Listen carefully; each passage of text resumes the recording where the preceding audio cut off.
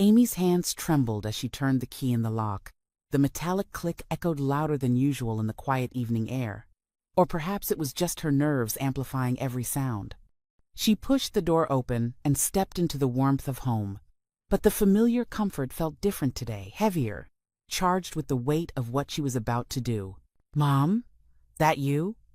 Ethan's voice drifted from the living room. "Yeah, honey, I'm home." Her voice came out steadier than she felt. She set her purse on the entryway table and caught her reflection in the hallway mirror. 48 years old. And today, she looked every single one of them. Dark circles shadowed her eyes, evidence of the sleepless nights she'd endured for the past 3 weeks, ever since she'd made her decision. Her auburn hair, usually pulled back in a neat ponytail, hung loose and slightly disheveled. She looked like a woman carrying the world on her shoulders. Because she was, Amy found Ethan sprawled on the couch, laptop balanced on his knees, textbooks scattered around him like islands in a sea of cushions. He'd grown into such a handsome young man, with his deep brown eyes that could light up a room. Looking at him now, 18 years old, and on the cusp of everything, her heart both swelled with pride and fractured with fear. "How was work?" he asked absently, not looking up from his screen. "Fine, long." She paused, watching him. "Where's your dad?" "Still at the office. Said he'd be late." Ethan glanced up then, and his expression shifted. "Mom? You okay? You look tired," she finished for him, managing a weak smile. Just tired, but it was so much more than tired. For 17 years, she had carried this secret, this truth, that both defined and threatened to destroy everything they had built, and lately the weight of it had become unbearable. 3 weeks ago, she had run into Janet Morrison at the grocery store, Janet, whose daughter had been in Ethan's kindergarten class. "It's so wonderful what you did," Janet had said, her voice pitched low and confidential. "Taking in that poor abandoned baby. Not everyone would have done that." The words had hit Amy like ice water. If Janet knew, after all these years, who else knew? How long before someone said something to Ethan? How long before her son heard his own story from a stranger's lips? That night, she had lain awake beside Ben, the darkness pressing down on her chest. Ethan deserved to know. He deserved to hear it from her, not from some well-meaning acquaintance who saw his adoption as a heartwarming anecdote rather than the foundation of his entire life. "Mom, seriously, are you sure you're okay?" Ethan had closed his laptop now, concern etched across his features. Amy crossed to the couch and sat beside him, her hand finding his. His fingers were so long now, so much stronger than that tiny hand that had gripped hers 18 years ago. "I'm fine, sweetheart," she said softly. "But we need to talk. When your dad gets home, we need to have a family conversation." Something in her tone made Ethan's eyes widen slightly. "Is everything all right? Are you sick? Is Dad—" No, nothing like that." She squeezed his hand. "Everyone's healthy. It's something I should have told you a long time ago." The words hung in the air between them, and Amy saw the questions forming in her son's eyes. But before he could voice them, she stood up. "I need to start dinner," she said, more to escape than from any real hunger. "We'll talk when your dad gets home." In the kitchen, she gripped the edge of the counter and let out a shaky breath. The ceramic tile was cool beneath her palms, grounding her in the present even as her mind slipped backward, pulled by the gravity of memory toward that day 18 years ago when everything had changed. The apartment felt too quiet. Amy sat at her kitchen table, the divorce papers spread before her like accusations. 1 year. It had been 1 year since Michael had finally said the words that ended their marriage. "This isn't working, Amy. We both know it isn't." But it was the 5 years before that which had truly killed them. 5 years of trying, of hoping, of watching month after month as that hope died. 5 years of tests and specialists and treatments. 5 years of Michael's mother's increasingly pointed comments. "Perhaps it's time to consider other options, Michael. You deserve to be a father." As if Amy wasn't standing right there. As if her inability to conceive made her invisible, less than, unworthy. The diagnosis had been clear and brutal: severe endometriosis and premature ovarian failure. "I'm sorry, Mrs. Patterson," the doctor had said, his voice professionally gentle but final. "Natural conception is virtually impossible in your case." She remembered Michael's face when the doctor had said those words, the way something had shuddered behind his eyes, like a door quietly closing. That night, his mother had called. Amy had heard Michael's side of the conversation from the hallway. "Yes, Mom. Yes, they're sure. No, there's nothing they can do." After that, the family dinners had become unbearable. Michael's sister, pregnant with her third child, glowing and unconsciously cruel. "Well, at least you'll have more time for your career, Amy." Michael's father, awkward and distant. "Marriage is about more than just children, son." But his eyes said otherwise. Michael's mother had been the worst. "You know, Michael, your happiness matters too. You shouldn't sacrifice your dreams because," she'd paused delicately, "because of someone else's limitations." Amy had endured it all because she loved Michael. Because she believed that love could be enough. Because she refused to be the wife who couldn't give her husband children and the wife who walked away. But Michael's mother had been relentless. A year of increasing pressure, of suggestions that they separate just for a while, of introducing Michael to family friends with eligible daughters. The irony wasn't lost on Amy. She was fighting to stay in a marriage with a man whose family was fighting even harder to get her out. And then one evening, Michael had come home from his parents' house and sat her down at this very table. "Amy," he'd said, and she'd heard the end in his voice before he spoke the words. "I love you. I do. But my mother is right. This isn't fair to either of us. We wanted a family. We can't have that. And watching you try so hard, seeing you hurt month after month, I can't keep doing this. We can't keep doing this. I can adopt," she'd said desperately. "We can adopt. Michael, please." But he'd shaken his head. "It's not just about children anymore. It's about everything. We've grown apart. You must see that." She had seen it, had felt the distance growing between them like a canyon widening with each passing month. But she'd hoped, God, how she'd hoped that they could bridge it. The divorce had been quick, civil, devastating. Michael had been generous with the settlement, which somehow made it worse. She'd kept the apartment and moved across town, wanting distance from the memories, from the pity in neighbors' eyes, from the well-meaning friends who'd stopped calling because they didn't know what to say to the woman who'd lost everything. Now, 1 year later, she sat alone in her new apartment, 30 years old and feeling ancient. The career her in-laws had suggested she focus on felt hollow. Her marketing job paid well, but at the end of each day, she came home to silence, to absence, to a future that stretched out before her, empty and unchanging. That night, she cried herself to sleep, something she'd promised herself she wouldn't do anymore. And then she dreamed. In the dream, she stood in a hallway, long and white and sterile, hospital-like, but not quite. Doors lined both sides, all of them closed. And from somewhere down that endless corridor, she heard a voice. "Mommy, Mommy!" A child's voice, desperate and pleading. A little boy, though she couldn't see him. "Mommy, where are you?" Amy ran toward the voice, her heart pounding, doors flashing past in a blur. The voice grew louder, more urgent. "Mommy, I need you! Mommy!" She reached the end of the hallway, and there was one final door. She knew that he was behind it. Her son, hers. She reached for the handle. Amy jolted awake, gasping, her cheeks wet with tears. Her heart hammered against her ribs. The dream had been so vivid, so real. She could still hear that voice echoing in her mind. "Mommy, where are you?" She sat up in bed, trembling. The digital clock on her nightstand read 3:47 a.m. Outside her window, the city slept on, indifferent to the earthquake that had just shifted something fundamental inside her chest. A child was calling for her child. She knew, with a certainty that defied logic, that she was meant to be someone's mother, that somewhere out there a child needed her. When the sun rose that morning, Amy was already on her laptop, searching for adoption agencies, her hands steady with purpose for the first time in years. The social worker had been skeptical.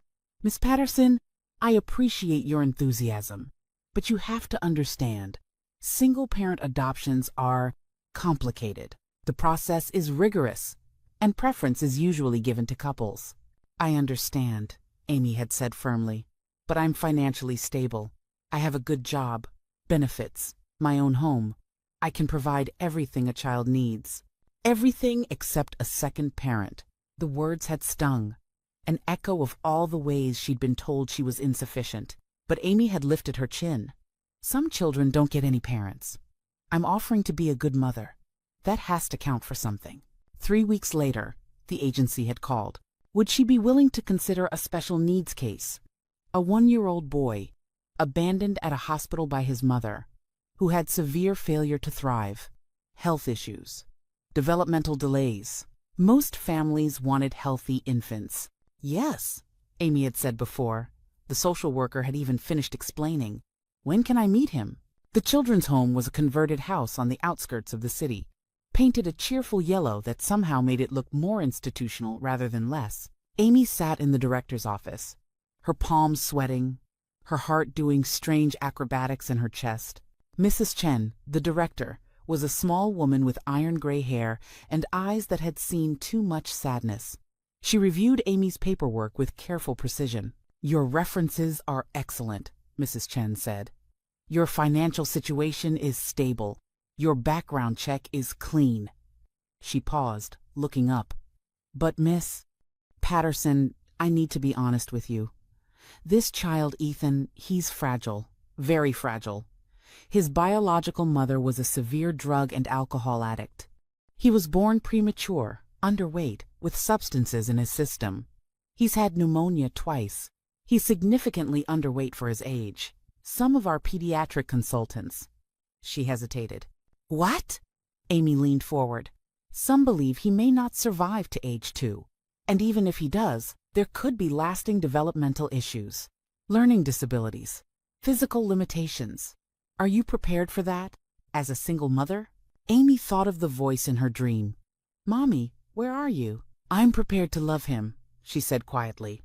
"Whatever that means, however long that is." Mrs. Chen studied her for a long moment, then nodded slowly. "Come with me." They walked down a hallway that reminded Amy eerily of her dream white walls, closed doors. Behind one, she could hear children playing. Behind another, a baby crying. And then Mrs. Chen opened a door to a small room with a rocking chair and a single crib. "We keep him separate because of his compromised immune system," Mrs. Chen explained. "He's too vulnerable for the general nursery." Amy approached the crib, and her breath caught. He was so tiny. At 1-year-old, he looked barely 6 months. His skin had a grayish tint, and his breathing seemed labored. An oxygen cannula rested near his crib, suggesting he needed it frequently. Dark circles shadowed his closed eyes, and his little chest rose and fell rapidly. But as Amy stood there, looking down at this fragile, fighting little life, his eyes opened.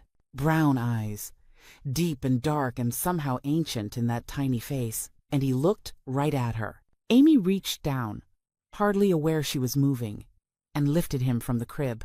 He was alarmingly light, all sharp bones and delicate skin, but the moment she cradled him against her chest, his tiny hand reached up and wrapped around her finger.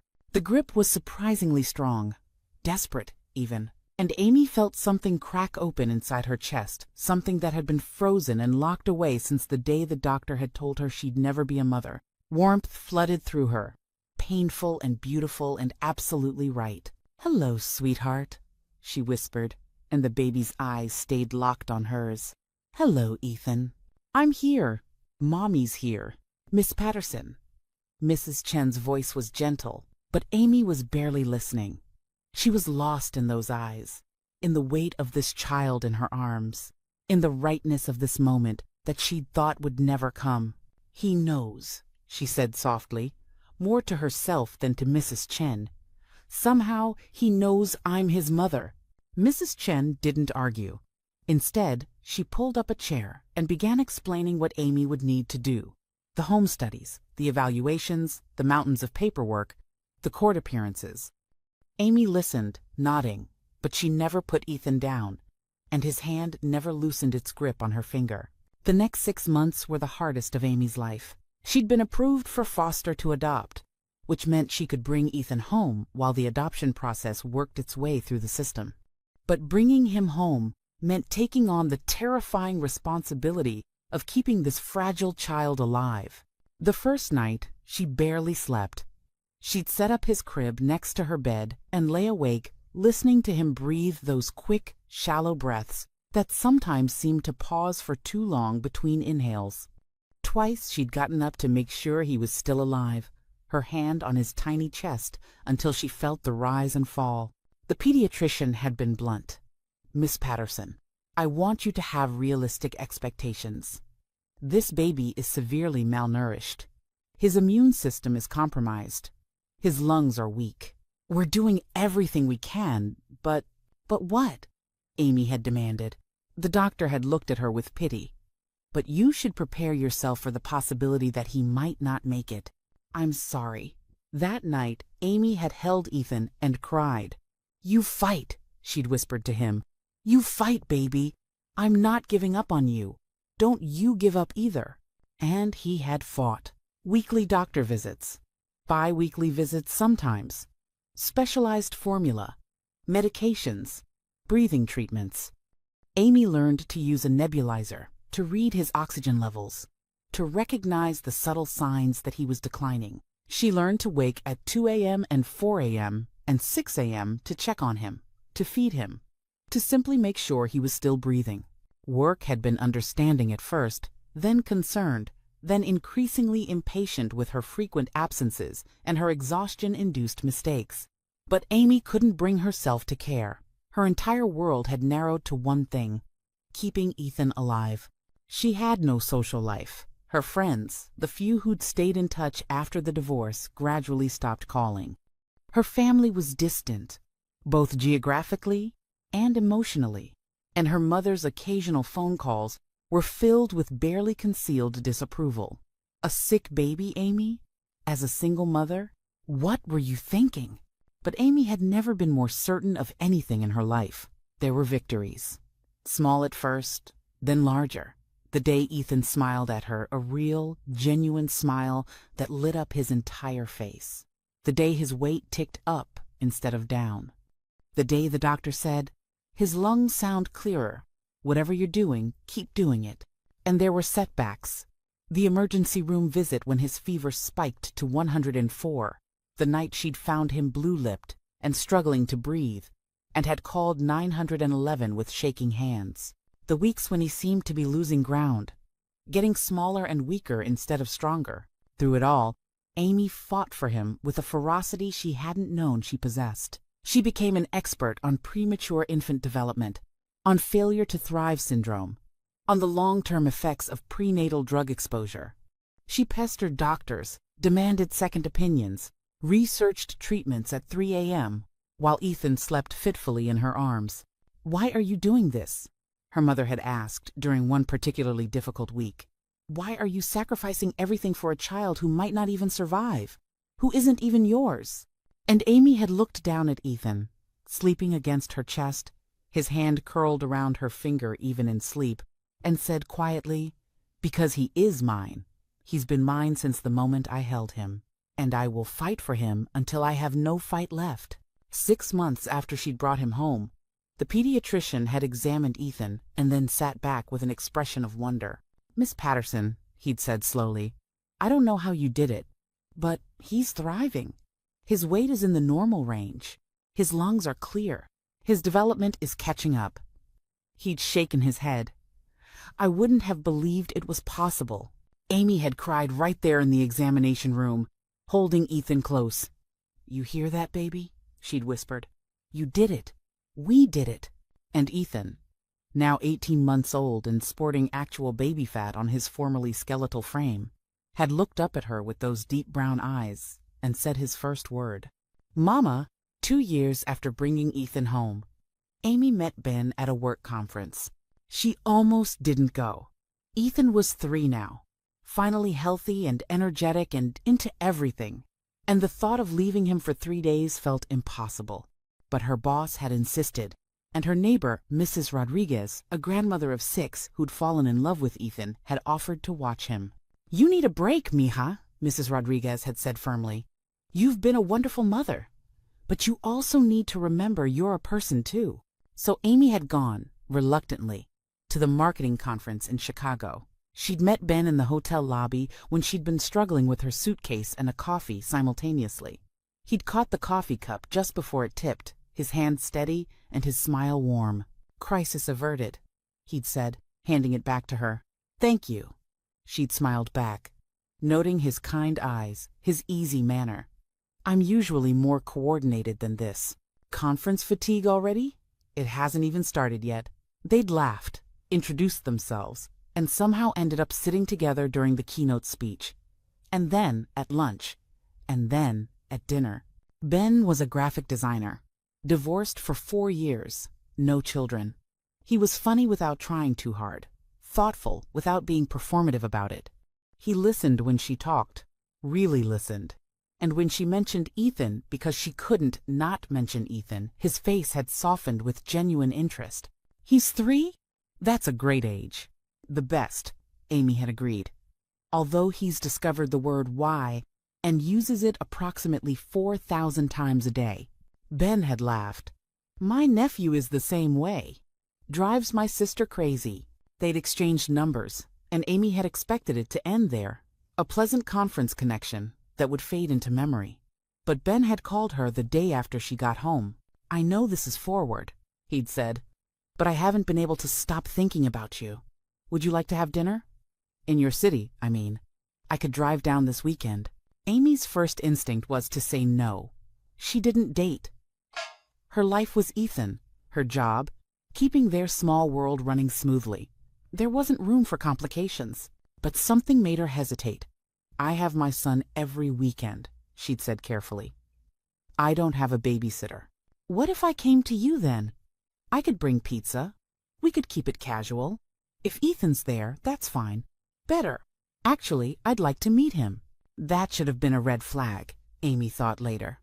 What single guy actually wanted to meet a woman's 3-year-old on a first date? But Ben's voice had been so genuinely warm that she'd found herself saying yes.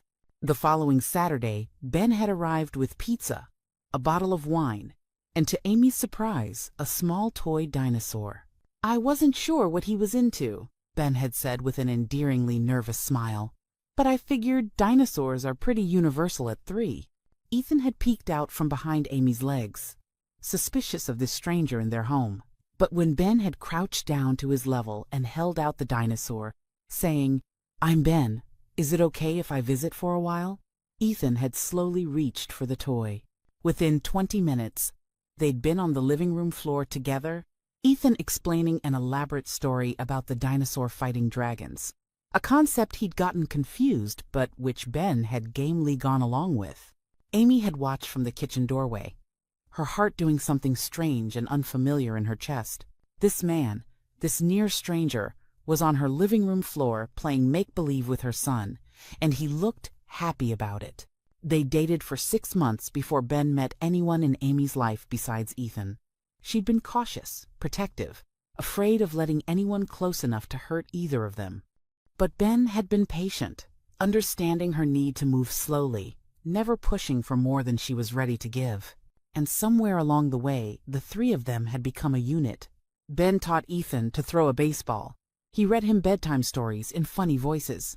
When Ethan had nightmares, Ben was there alongside Amy, soothing him back to sleep. And when Amy confessed finally, nervously, that Ethan was adopted, that he'd nearly died, that loving him meant accepting a complicated past, Ben had simply pulled her close and said, He's an amazing kid. You're an amazing mom. That's all I need to know. They married when Ethan was 5. It was a small ceremony in their backyard, with Ethan as the ring bearer, taking his job with utmost seriousness. During the vows, Ben had turned to Ethan and knelt down. "Ethan," he'd said, "I'm marrying your mom today, but I want you to know I'm choosing you too. If you'll let me, I'd be honored to be your dad." Ethan had looked at Amy, uncertain. She'd nodded encouragingly, tears streaming down her face, and Ethan had launched himself at Ben, wrapping his small arms around his neck. "Daddy," he'd said simply, as if the word had always been waiting to be claimed. The adoption had been finalized a year later. Ethan Patterson became Ethan Morrison, Ben's name on the birth certificate as his father. A family, complete and legal and real. The years that followed were filled with the beautiful chaos of raising a child. Kindergarten, where Ethan had cried on the first day but come home bursting with stories. Little League, where Ben coached and Amy cheered from the stands. School concerts, science fairs, birthday parties that left their house wrecked but their hearts full. Ethan grew from a sickly infant into a healthy, vibrant child. He was smart, so smart it sometimes took Amy's breath away.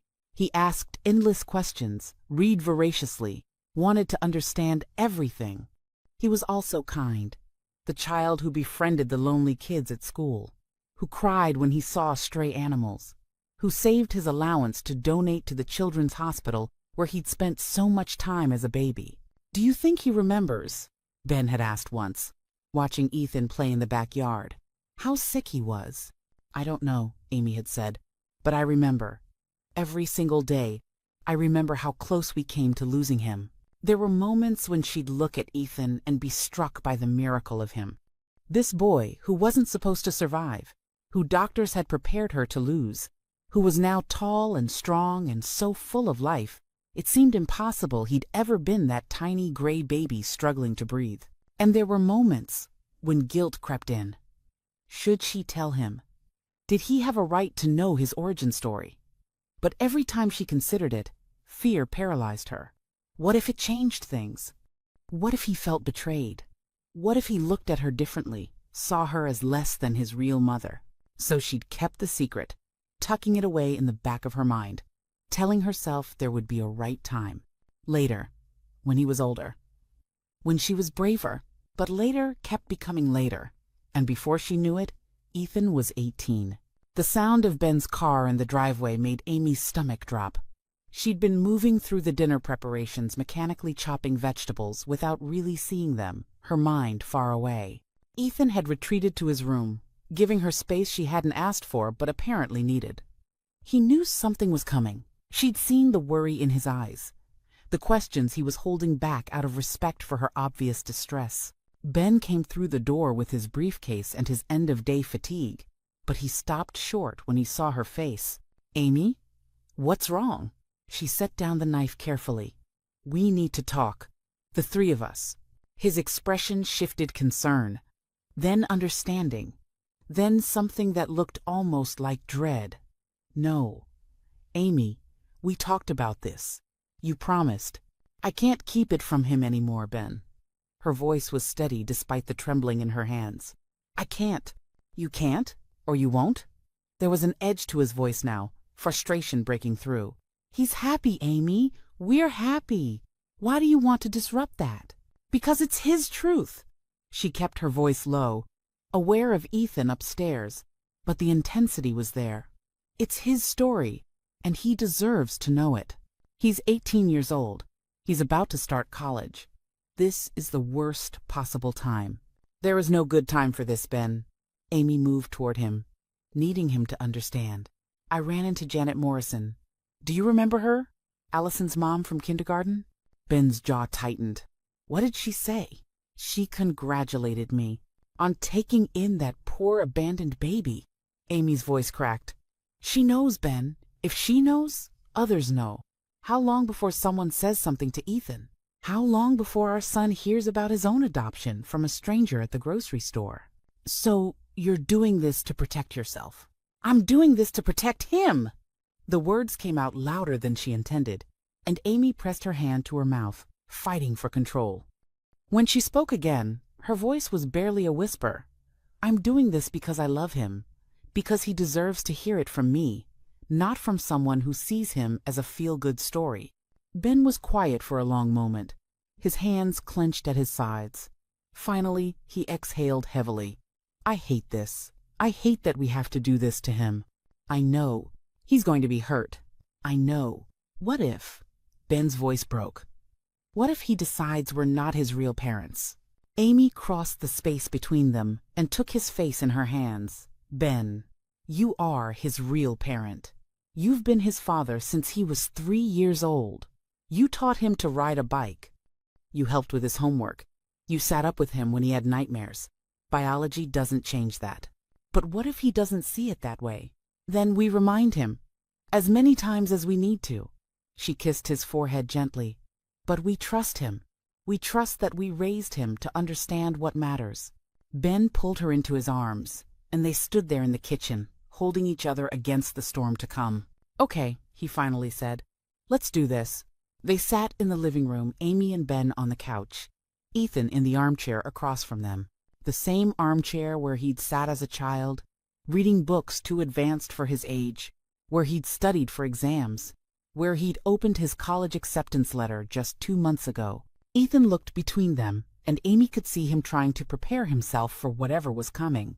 He thought someone was sick, she realized, or they were getting divorced. His mind was conjuring worst-case scenarios. If only he knew. Ethan, Amy began, and then stopped.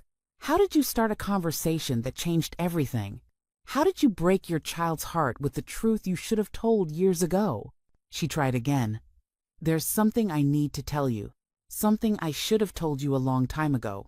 But I was scared. I was wrong to wait this long, and I'm sorry for that. Ethan leaned forward, his hands gripping the armrests. Mom, you're scaring me. Just tell me. Amy looked at Ben, who nodded encouragement. She took a breath. When you were a baby, when you were 1 year old, I adopted you. The words hung in the air. Ethan blinked, his expression unchanging, as if the words hadn't quite penetrated. What? You were adopted, sweetheart. Amy's voice was gentle but firm.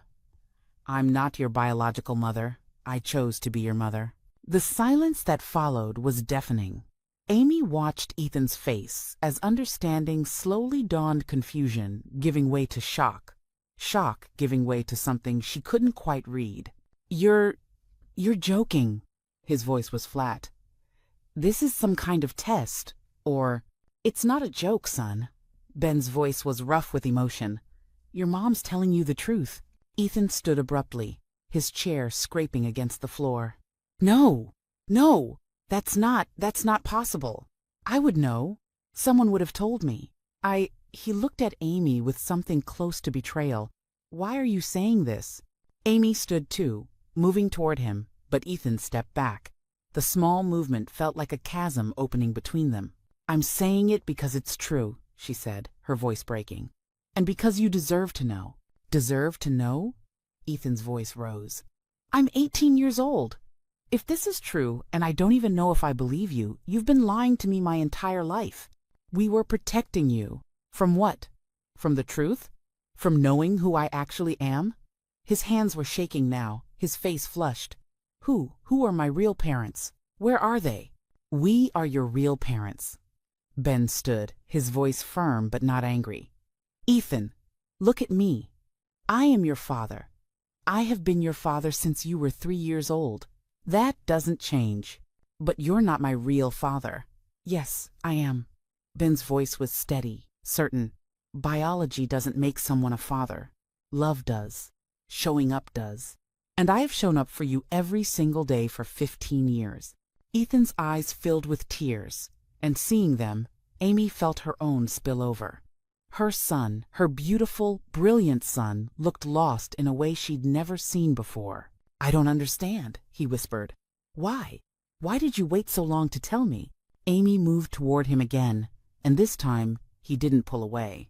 Because I was scared, she admitted. I was scared you'd feel like I'd lied to you. I was scared you'd be angry. I was scared, her voice broke completely. I was scared you wouldn't want me to be your mother anymore. Mom. Ethan's resistance crumbled, and suddenly he was in her arms, 18 years old and 6 feet tall, but still her little boy. Mom, I don't. I need to understand. Tell me everything, please. So they sat all three of them on the couch now, Ethan in the middle, and Amy told him the story. She told him about the dream, about the children's home, about seeing him for the first time, so tiny and fragile, about the fight to keep him alive, the sleepless nights, the doctors who said he wouldn't make it. Ben added his own memories, meeting Ethan for the first time, falling in love with both him and Amy, the honor of becoming his father. And gradually, as the story unfolded, Amy watched Ethan's expression shift. The betrayal faded, replaced by wonder, by understanding, by something that looked almost like awe. You fought for me, he said softly when she finished, even though I wasn't yours, even though I was sick and might have died. You were mine, Amy corrected gently. From the moment I held you, biology didn't matter. You were mine. Ethan was quiet for a long moment, processing. When he finally spoke, his voice was thick with emotion. Do you know who my biological mother is? Amy nodded. I have her name, from the adoption records. Monica Allison. She was. She was very young, Ethan, and she was struggling with addiction, drugs and alcohol. She couldn't take care of you, so she left you at the hospital. It wasn't that she didn't want you. It's okay, Mom. Ethan reached for her hand. I'm not angry at her. How could I be? If she hadn't made that choice, I wouldn't have ended up with you. With you and Dad. He turned to Ben. You're my real dad. You know that, right? I didn't mean. I know, son. Ben pulled him into a fierce hug. I know. When they finally pulled apart, Ethan wiped his eyes and managed a shaky laugh. This is insane. This morning I woke up thinking about my chemistry final, and now my entire life is different. Your life isn't different, Amy said gently. You just know more of your story now. Ethan nodded slowly, then looked at her with an intensity that reminded her of Ben. Do you think, would it be okay if I tried to find her? My biological mother? Amy's heart clenched, but she kept her voice steady. Of course, sweetheart. If that's what you want, I'll help you. Really? Really? She meant it. Even though the thought terrified her, even though she feared losing him to the woman who'd given birth to him, she meant it. You have every right to know where you came from. But Ethan surprised her. He shook his head. I don't think I want to. Not right now, anyway. Maybe someday. But right now, I just need to process all of this. He looked between them. I already have real parents. I don't need to find replacements. Amy broke down completely then, pulling him close and sobbing into his shoulder. I love you so much, she managed between tears. I love you so much. I love you too, Mom. Ethan's voice was muffled against her hair. Thank you for choosing me. Thank you for fighting for me. And Ben wrapped his arms around both of them, the three of them holding each other as the truth finally spoken, finally shared, settled into place like a foundation stone, making them not weaker but stronger. 3 days later, while Ben and Ethan were at the hardware store, Amy sat at her kitchen table with her laptop open and her hands trembling slightly on the keyboard. She'd told Ethan she would help him find Monica if he wanted, but Ethan had said he didn't need to look, that he already had the parents he needed.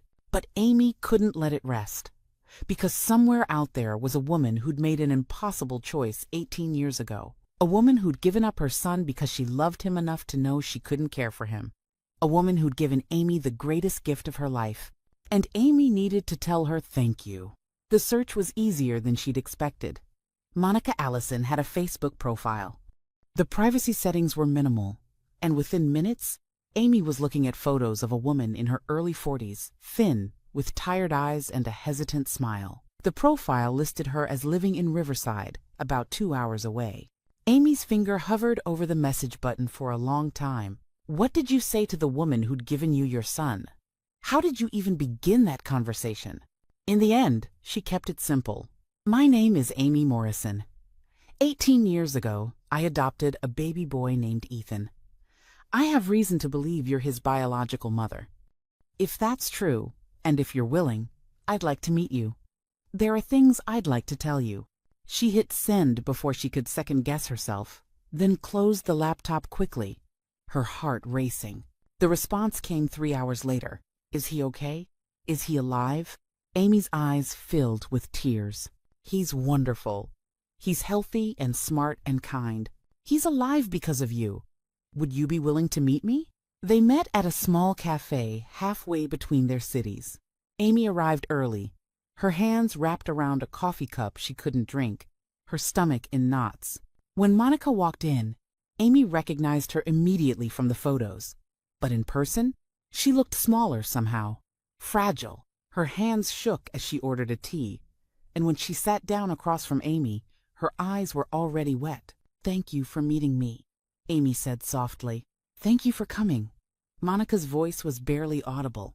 "I never thought I hoped someone had adopted him, but I never knew for sure. The social worker said they couldn't tell me, that it was better if I didn't know." "They told me the same thing," Amy admitted, "that it was better to make a clean break. But I needed to find you. I needed to tell you." She pulled out her phone and opened the photos. Monica's hands shook as Amy passed it to her.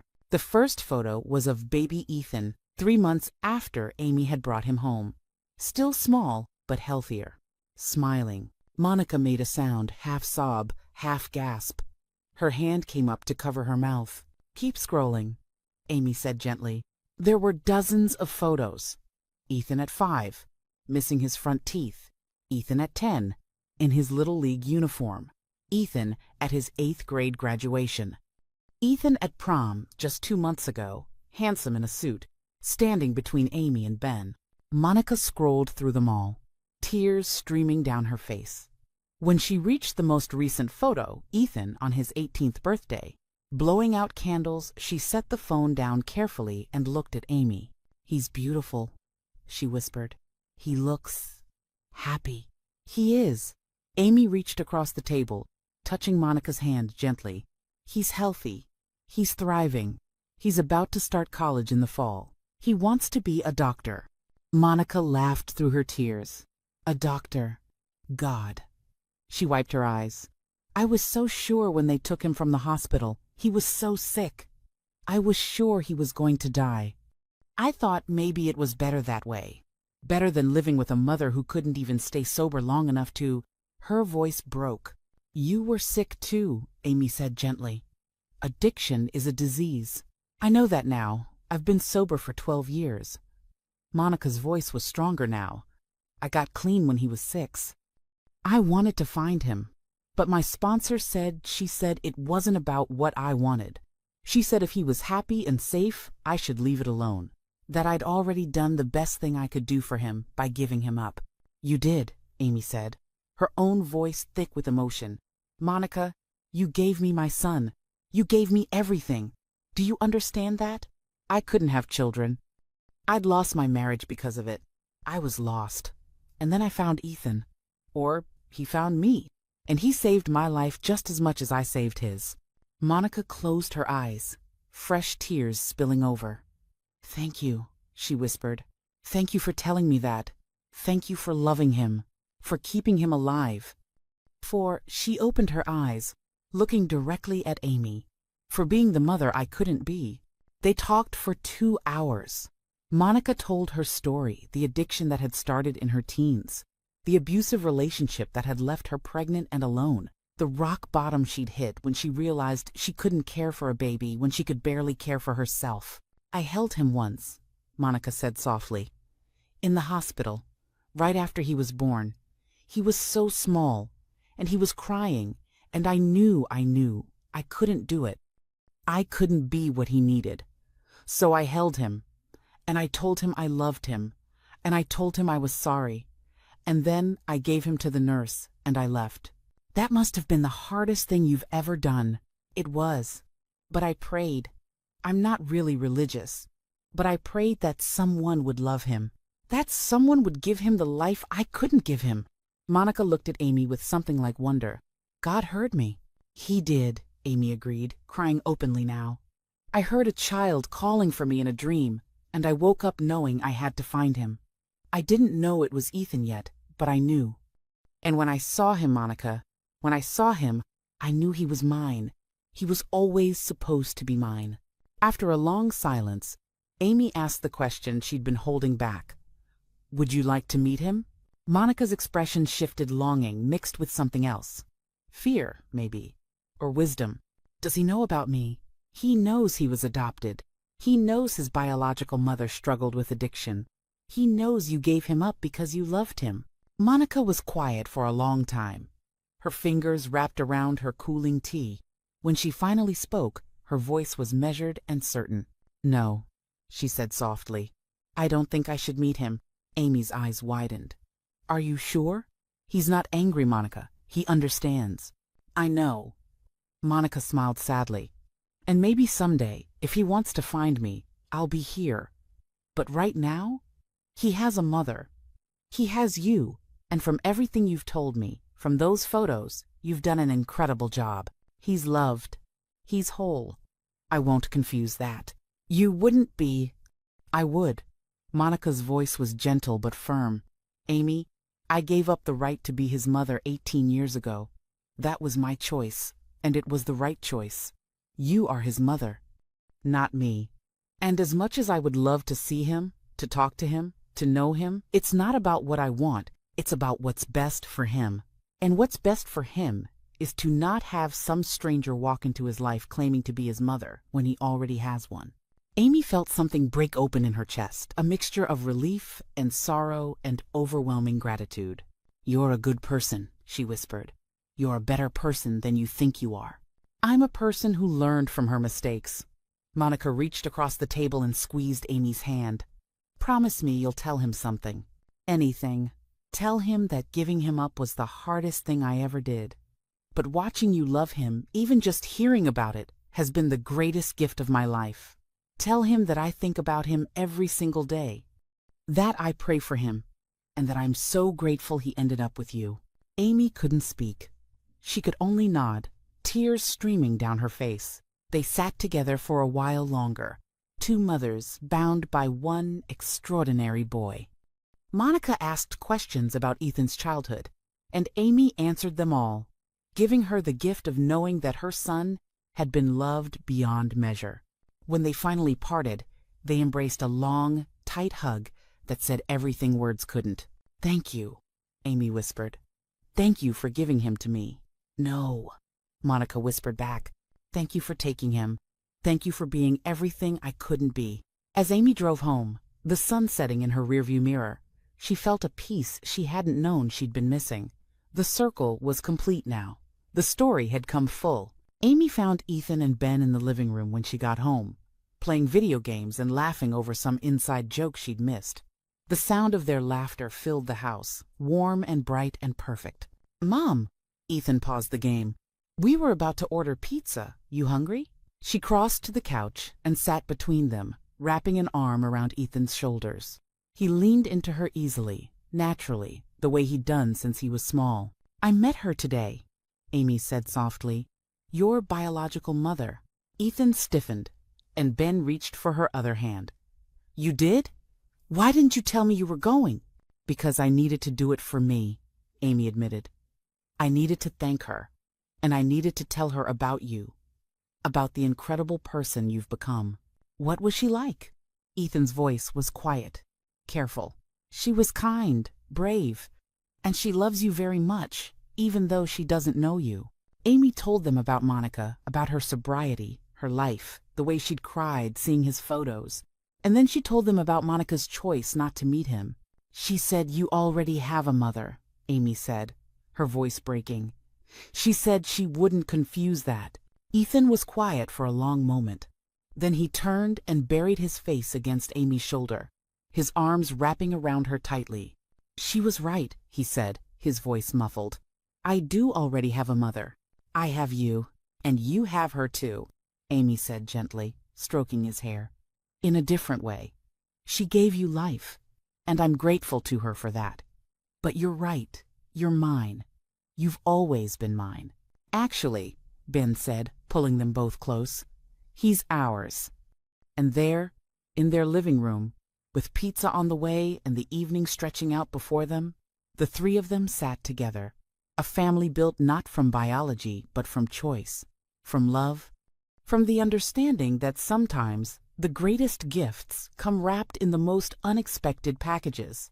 Ethan pulled back, wiping his eyes and managing a shaky laugh. This has been the weirdest week of my life. Tell me about it, Amy agreed, laughing through her tears. But also kind of the best? Ethan looked between them. Is that weird? Like, finding out I'm adopted should be this terrible thing, but somehow it just makes me love you both more. Because you chose this. You chose me. Every single day, Ben said firmly. We choose you every single day. Amy looked at her family, her husband, her son, the life they'd built together from broken pieces and impossible dreams, and felt gratitude so profound it took her breath away. 18 years ago, she'd heard a child calling for her in a dream, and now that child was here, whole and healthy, and hers.